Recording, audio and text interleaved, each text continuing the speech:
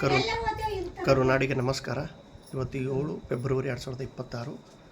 ಇಲ್ಲಿ ಕೆಲವೊಂದು ಇಂಪಾರ್ಟೆಂಟ್ ಶಬ್ದಗಳನ್ನು ಬರೆದಿದ್ದೇನೆ. ಲರ್ನಿಂಗ್ ಪ್ರಾಬ್ಲಮ್ಸ್ಗಳಿಗೆ ಸಂಬಂಧಪಟ್ಟಂಥ ಕನ್ಸೆಪ್ಟ್. ಡಿಸ್ಲೆಕ್ಸಿಯಾ ಎಂದರೆ ಓದುವ ಪ್ರಾಬ್ಲಮ್, ರೀಡಿಂಗ್ ಪ್ರಾಬ್ಲಮ್. ಡಿಸ್ಗ್ರಾಫಿಯಾ ಎಂದರೆ ಬರೆಯುವ problem, writing problem. Dyspraxia physical coordination, movement, motor skill problem, ನಮ್ಮ ದೈಹಿಕ ಚಟುವಟಿಕೆಗಳ ಬಗ್ಗೆ ಇರುವ ಸಮಸ್ಯೆ. ಡಿಸ್ಕ್ಯಾಲ್ಕುಲಿಯಾ ಗಣಿತಕ್ಕೆ ಸಂಬಂಧಿಸಿದ ಸಮಸ್ಯೆಗಳು. ಡಿಕ್ಲೇರೇಟಿವ್ ನಾಲೆಜ್ ಒಬ್ಬ ವ್ಯಕ್ತಿಯ ಹೆಸರು, ಒಂದು ಊರಿನ ಹೆಸರು ಅಥವಾ ಒಂದು ಸ್ಥಳದ ಹೆಸರನ್ನು ನೆನಪಿಡುವುದಕ್ಕೆ ಫ್ಯಾಕ್ಚುಯಲ್ ಇನ್ಫಾರ್ಮೇಷನ್ ಡಿಕ್ಲೇರೇಟಿವ್ ನಾಲೆಜ್ ಎಂದು ಕರೆಯುತ್ತಾರೆ. ಭಾರತ ರಾಜಧಾನಿ ದಿಲ್ಲಿ. ಈ ರೀತಿಯಾದಂಥ ವಾಕ್ಯಕ್ಕೆ.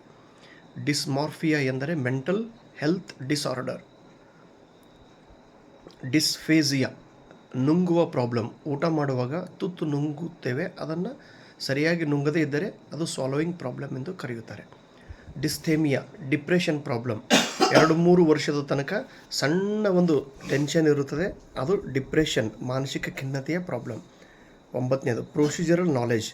ಒಂದು ಸಾಧನೆಯನ್ನು ಹೇಗೆ ಮಾಡಬೇಕು ಅನ್ನೋದನ್ನು ಕೊಡುವುದಕ್ಕೆ ಪ್ರೊಸೀಜರ್ ನಾಲೆಜ್ ಎಂದು ಕರೆಯುತ್ತಾರೆ. Thank you. So please read all these important concepts. Thank you.